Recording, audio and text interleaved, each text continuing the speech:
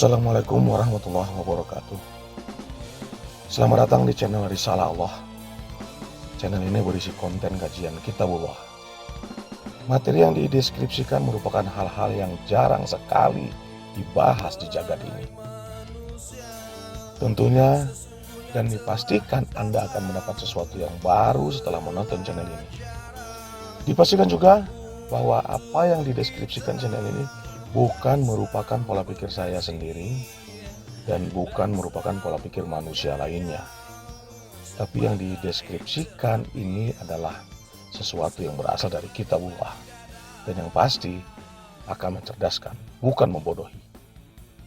Silakan subscribe, like, dan share jika berkenan dan dirasa bermanfaat bagi kita semuanya. Kita lanjutkan ya, udah kagok satu deui. Kita tuntaskan ya, tepat guna dan daya guna ibadah. Tepat guna dan daya guna ibadah tadi yang pertama adalah mewujudkan rasa syukur.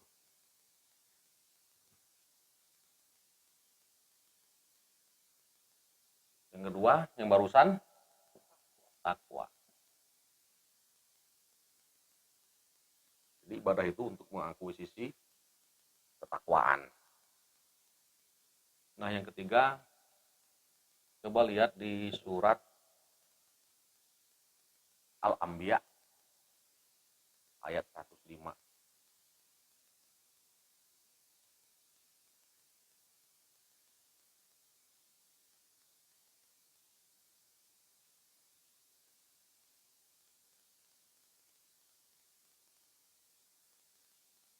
Dah? Coba baca, Jis. Walaupun katabna fi Zabur dan sungguh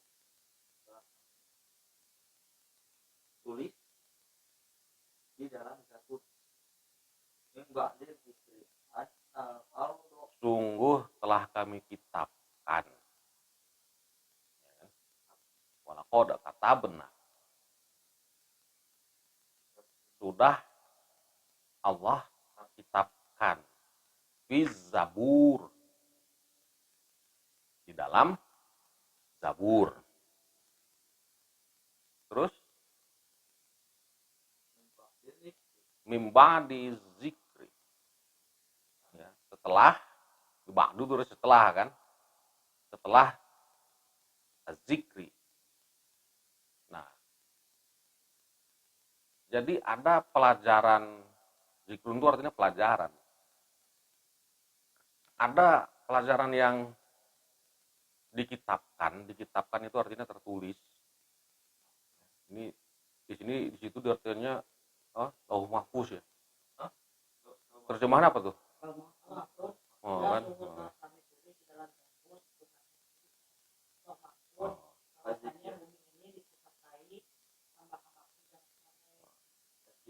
Ada. Jadi nggak ada hubungan sama lauh mahfuz ini, karena nggak ada kata lauh mahfuz di lafaz aslinya nggak ada kata lauh mahfuznya kan. Adanya zikrun. Jadi zikrun itu ada yang tertulis, ada yang tidak tertulis. Kitab-kitab yang tertulis itulah Zabur, Taurat, ya kan, Injil. Itu tertulis. Nah, sebelum ada yang tertulis ini, ada yang tidak tertulis. Itu disebut dengan pelajaran, zikrun namanya. Jadi, namanya pelajaran itu bisa dari alam, ya kan?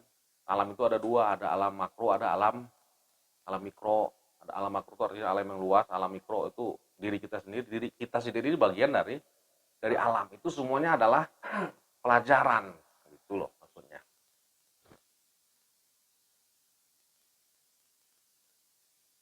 Jadi inti semuanya adalah wahyu Allah. Jadi wahyu Allah itu sudah ada sejak dahulu kala.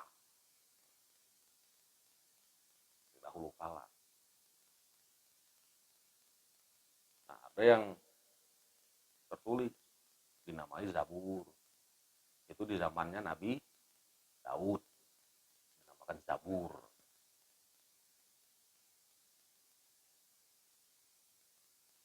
Itu sudah ditetapkan. Apa tabnya?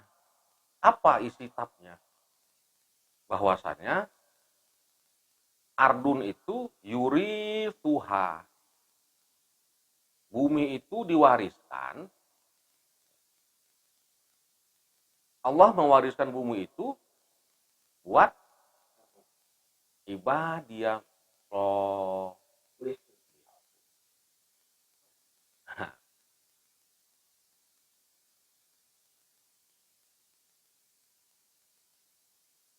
Bumi ini diwariskan untuk hamba-hambanya yang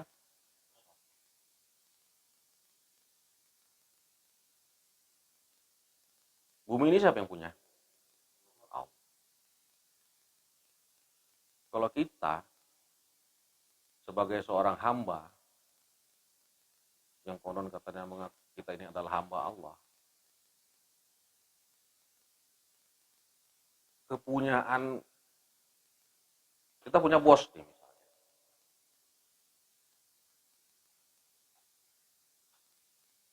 Tentunya apa yang dimiliki oleh bos kita tersebut kita jaga nggak? Kita jaga. Gitu. Cuman nggak dibilang bos aja. Ini apa yang aku punya adalah ini nanti aku wariskan sama kamu juga. Nggak bilang gitu aja dia kan gitu kan. Nah, bedanya dengan Allah begitu. Apa yang milik Allah itu diwariskannya untuk hambanya. Bukan untuk dimilikinya. Ini enggak?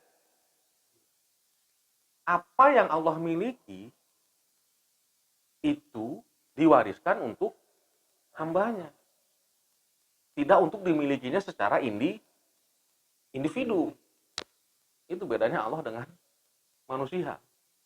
Kalau manusia apa yang dimilikinya itu mau mungkin diwariskan gitu kan. Mau mungkin diwariskan, ha? Mungkin wae mun ku budakna gitu kan. Mun batur moal kebagian. Gitu loh. Hah? Orang itu kayak moal kebagian. Nah, jadi apa yang Allah miliki itu Allah wariskan buat hambanya. Apa saja. Nah, dalam konteks ini adalah buminya. Kita yang mengaku sebagai hamba Allah, masa kita biarkan bumi ini hancur? Kita biarkan milik Allah ini hancur. Kalau kita anteng-anteng aja, tenang-tenang aja, bumi ini dirusak oleh orang-orang kafir, berarti nilai kehambaan kita perlu dipertanyakan. Nah, konsekuensi menjadi hamba Allah,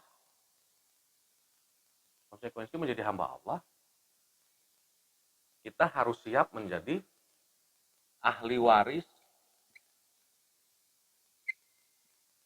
bumi.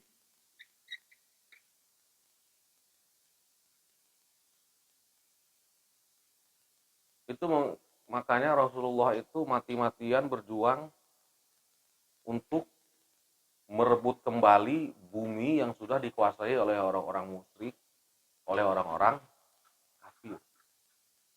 Karena orang musyrik, orang kafir mengeksploitasi bumi ini edan-edan, dirusak. Dan untuk itulah Allah akhirnya ini jailun fil ardi khalifah. Ngerti nggak? Jadi si abdi inilah menjadi khalifahnya. Malaikat protes. Untuk apa ya Allah kau ciptakan manusia yang selalu menumpahkan darah dan membuat kerusakan sana gitu kan?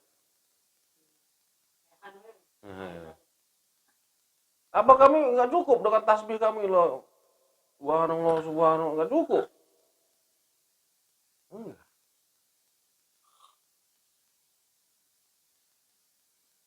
Bumi ini tidak akan tumbuh berkembang dengan baik dengan tasbih kita. Enggak. Apakah Isra dengan subhanallah terus pohon jadi tumbuh gitu. Nah, disinilah gunanya khalifah itu. Kita urus untuk menjadi pengurus bumi, menjadi pewaris bumi. Itu makanya Rasulullah berjuang mati-matian kan, merebut kembali bumi yang dikuasai oleh orang-orang. Terus ya, jangan kita abong-abong geus ngaji, abong-abong geus cuek-cuek we sama alam gitu. Cuek sama alam. Omah layu nyebol. Hah? Omah layu nyebol. Antep we. Kucing kalapara ya. Tah.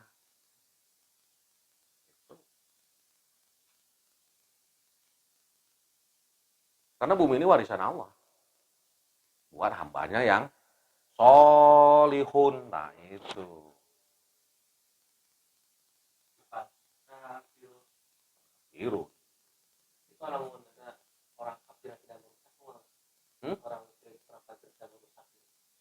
Orang kafir tidak merusak. Kafir baru merusak. Mana ada orang kafir yang nggak merusak? Kalau dia nggak merusak berarti Islam lah dia. Itu bagus lah, Hah? kuasa agama Kristen di luar negeri kan yang alam makanya gitu. Pemain apa? Semua agama Kristen gitu. Semua agama kan gitu. Feeling ikut mewarisi ya nih. Berarti orang kan tentu musyrik ya, Pak. Tapi mager ya orang.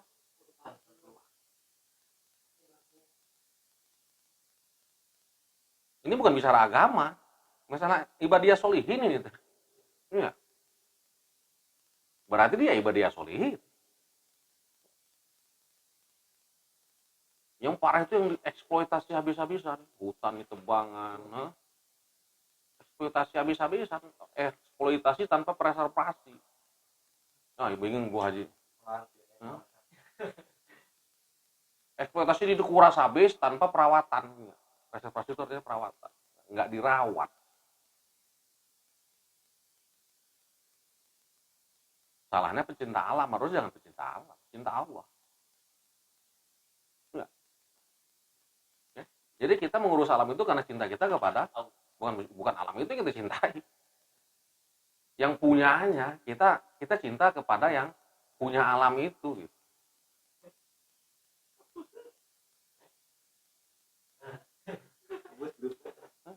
Bukan pencinta alam. Ini saya mere duit ke Isal, gitu kan? Yang pantas Isal cintai sebenarnya duitnya apa sayangnya? Yang mere dong. Nah kebanyakannya kita kan salah.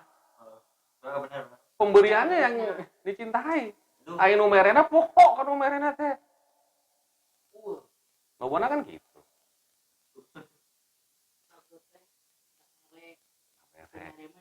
Enggak, saya tebaga itu. Ya. Nah, jadi kita juga harus punya feeling bahwasannya kita juga harus menjaga bumi Allah ini. Apa yang paling sederhana? Salah satu yang merusak bumi itu adalah sampah. Makanya kebersihan itu sebagian dari sampai begitu Rasulullah untuk menanamkan rasa kecintaan kita pada Allah dengan mempreservasi bumi, mempreservasi alam. Ini micen sembarangan di mobil sampah, botol aqua, pung, pung, nah. Udah ngaji itu konon gitu. Habis ngaji, taklim, sampah berserakan kemana-mana.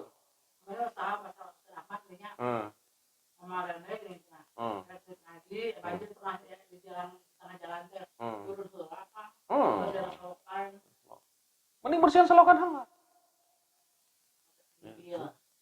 Ternyata bagian dari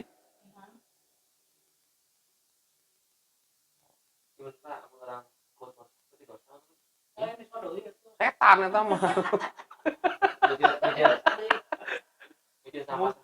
Kup sadat eta mah. Orang yang membuat kerusakan itu mah.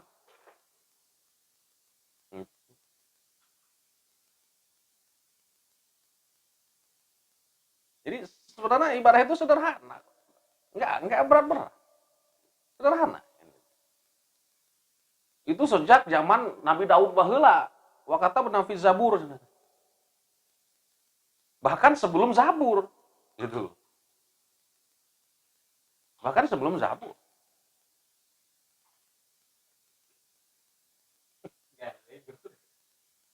Polusi suara.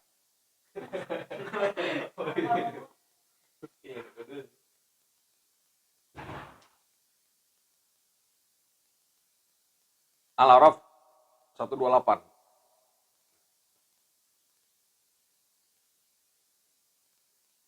Bernada sama.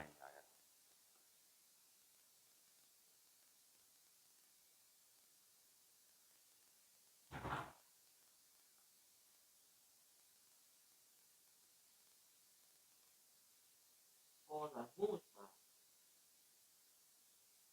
Musa berkata kepada kaumnya, qaumi ista'inu billah kuat biru.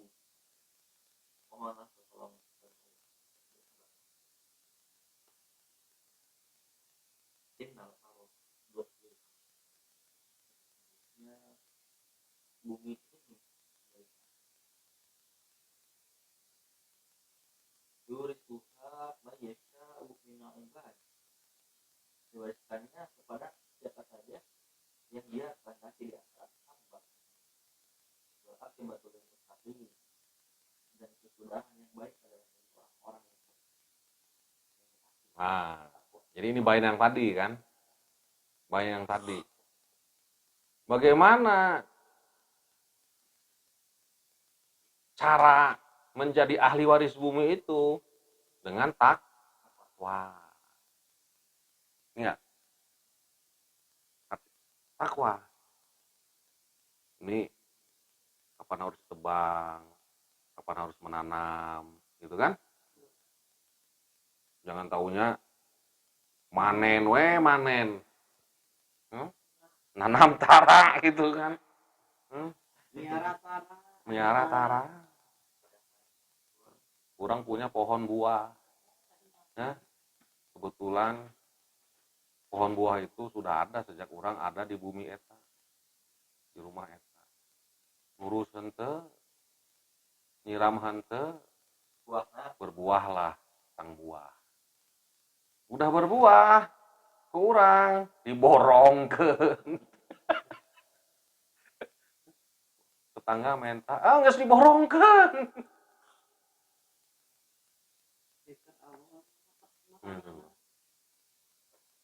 Termasuk dibangun kan? Tadi teh buah-buah. Riba lah.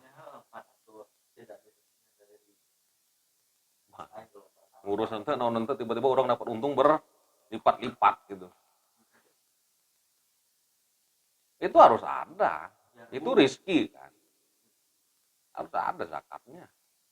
Makanya sampai Rasul, kalau ada yang condong ke tetangga sebelah itu milik tetangga, kan? Sampai begitu, adilnya. Karena itu adalah punya Allah. Doyong ke tetangga, buahnya eta, tanggal eta teh. Kan sampahnya jatuh ke tetangga. Ngerti? Nah, eta ketika berbuah eta nu eta milik tetangga. Ya ente lah.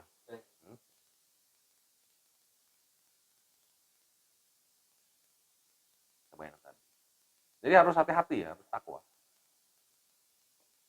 Tong abong, tong ngerasa nu kurang.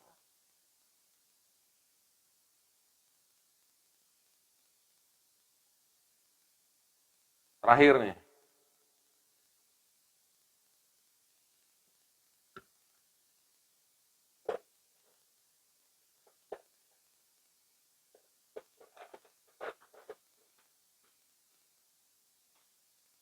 Al-Baqarah 131 133.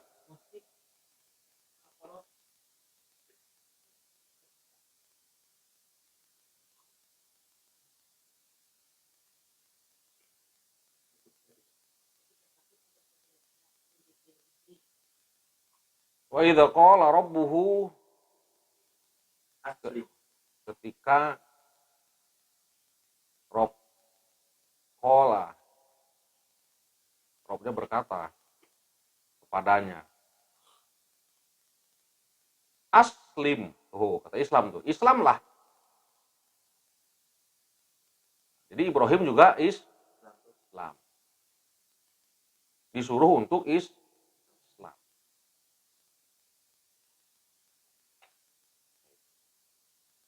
Qala, aslam tuh. Aku Islam. Li Rabbil alamin.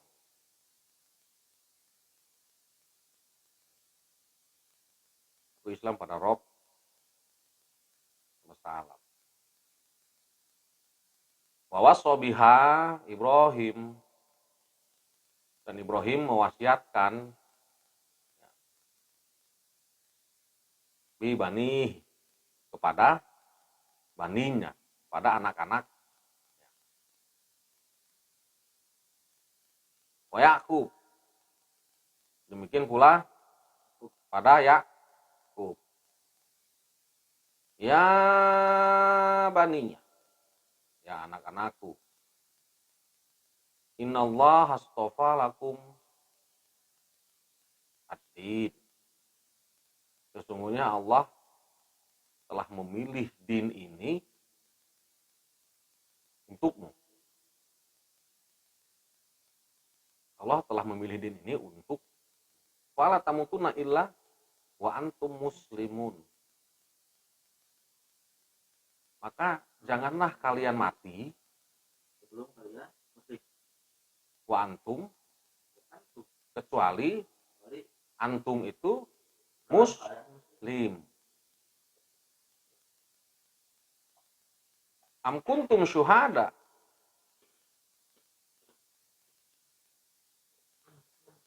idh hadara yakumul maut.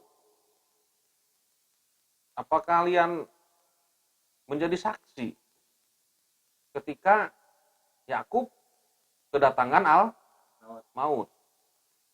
Idh qala li bani, ketika dia berkata kepada anaknya, ma ta'budu min ba'di.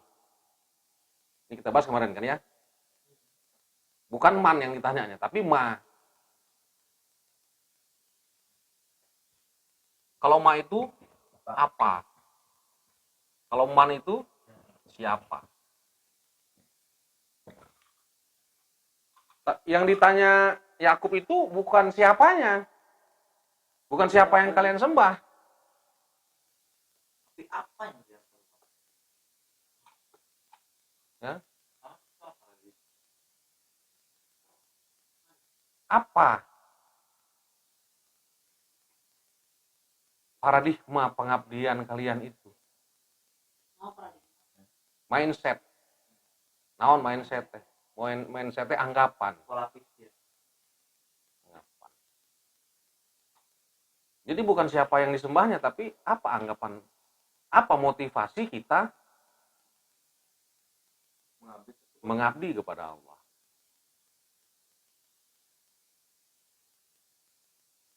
Mereka menjawab, na'budu ilahaka wa ilah abaika Ibrahim wa Ismail wa Ishak, ilah wahid, itu ilah wahid, wa nahnu lahu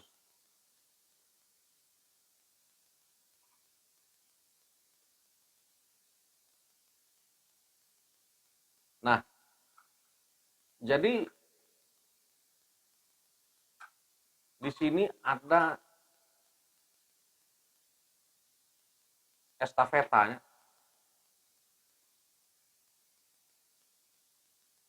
Jadi paradigma pengabdian kita kepada Allah itu jangan terhenti sampai pada diri kita, sampai kepada anak cucu, sampai kepada anak cucu. Makanya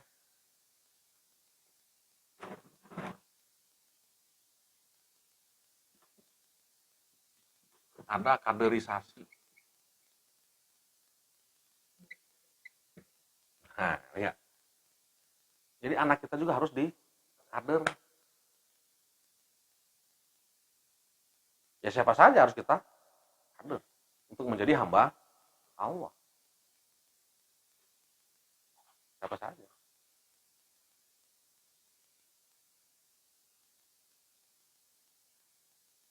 Tong urang wae asik sorangan ngaji teh. Batur tadi aja, budak tadi aja, dulu tadi aja.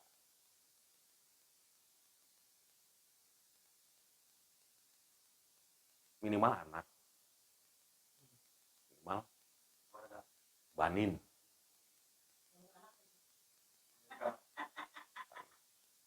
Jadi ketua kene. Ya. Ayat terakhir nih, ayat terakhir masih dalam bab yang sama. At-Taubah 122. Surah 9 ayat 122.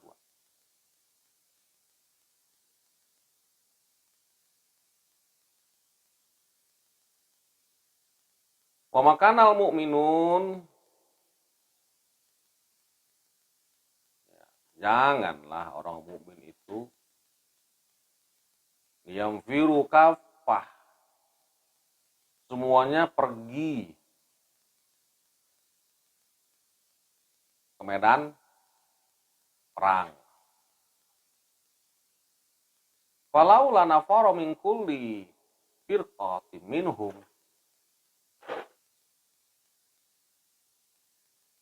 mengapa tidak pergi dari tiap-tiap golongan di antara mereka ta'ifah liyatafaqahu fid din,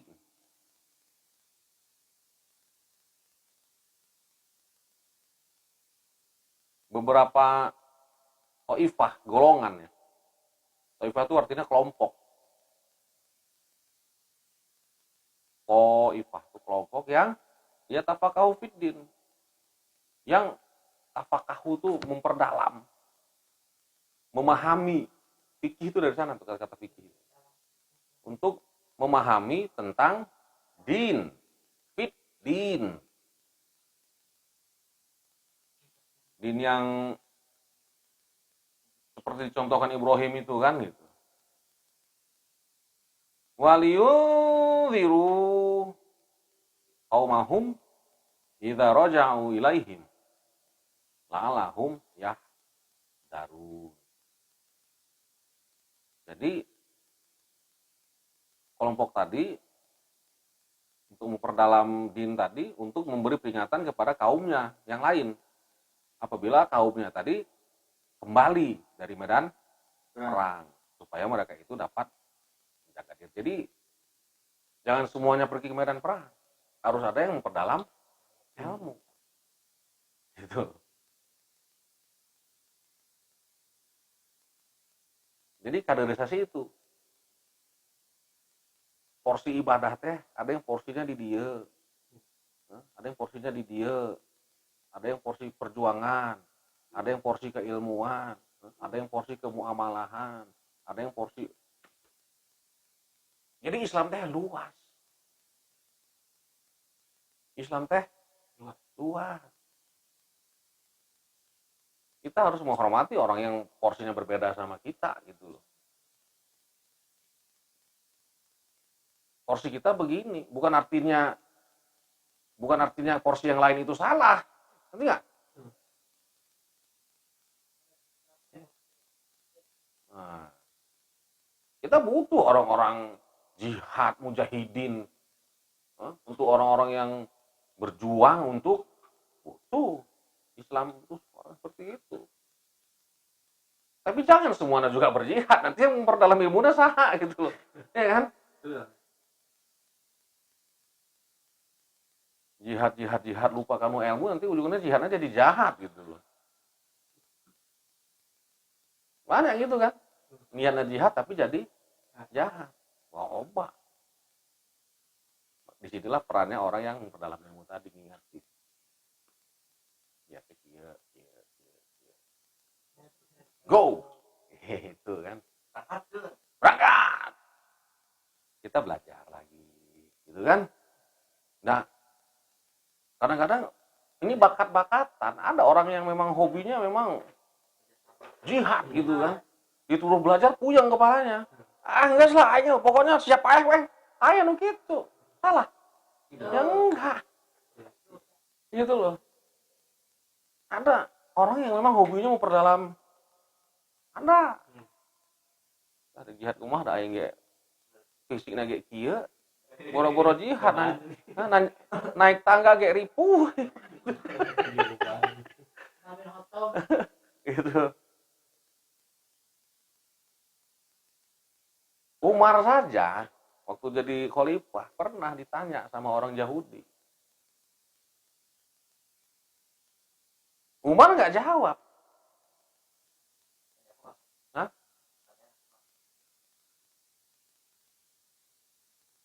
Umar ditanya sama orang Yahudi, kalau Umar bisa menjawab, maka orang Yahudi itu bakal masuk Islam. Riwayat ya teh. Riwayat. Dia bertanya,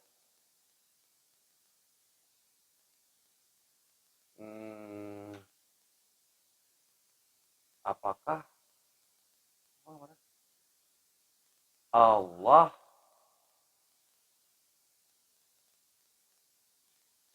pohode saya lengkapnya teh kumaha. Pokoknya intinya mah orang Yahudi itu bertanya kepada Umar, tapi Umar manggil Ali. Ingat, Ali yang disuruh menjawab, bukan Umar ini. Gitu loh. Karena ilmunya ada di Ali. Sama seperti Umar pernah bertanya kepada Ka'ab bin Ubay tentang takwa. Ya Ka'ab, bagaimana menurutmu takwa itu? Bayangkan Umar, seorang khalifah, bertanya kepada sahabat. Berarti Umar kan nggak ngerti kan? Gitu loh.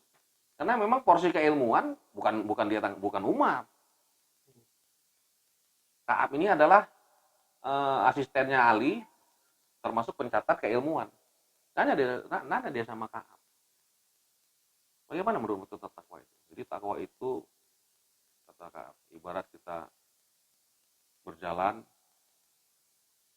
dan di perjalanan itu penuh dengan duri, penuh dengan batu terjal. Berarti kita harus apa? Hati-hati, ya itulah takwa. Nanya dia Kak. Tong abong-abong pemimpin, asa segala nyaho. Kau kan orang kieu. Abong-abong manehna apa jadi manehna wae nu nyaho kabeh. Enggak. Garap sorak. Segala naon teh.